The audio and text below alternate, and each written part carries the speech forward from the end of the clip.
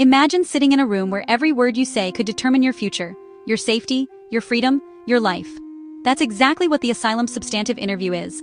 Today we will walk you through this process, but before we dive in, remember that this channel is for information sharing only and not to be intended as legal advice. If you're preparing for this interview, or you just want to understand what really happens behind those closed doors, this video will guide you through it, clearly, honestly, and practically. The substantive interview is the most important stage of the asylum process. This is where you tell your full story, in detail to an international protection officer. It's not just a conversation, it's an official recorded interview that will be used to decide whether you qualify for protection. Everything matters: your timeline, your reasons for fleeing, and how consistent your story is. On the interview day, you'll arrive at the interview office and check in. You'll be assigned an officer, and if needed, an interpreter in your language. The interview can last several hours. You'll be asked questions on the following categories. 1. Personal and identity background. Here you might be asked questions about your family, identity, nationality, languages you speak, etc. 2. Journey to Ireland.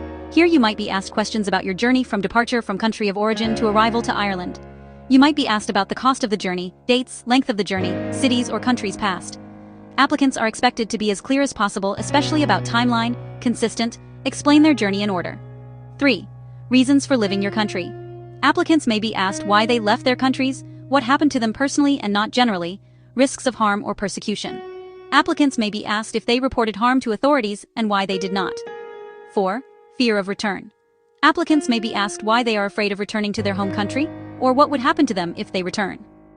5. Protection needs. Here questions about risk of torture, violence, or serious harm may be asked, and if the applicant belonged to any particular social group, ethnicity, religion, political parties, that might be targeted. The IP officer may go deep asking for dates, locations, names, and specific events. This can feel intense. That's normal. The officer is not there to judge you personally, but to assess credibility. Why do people struggle to get a protection granted to them?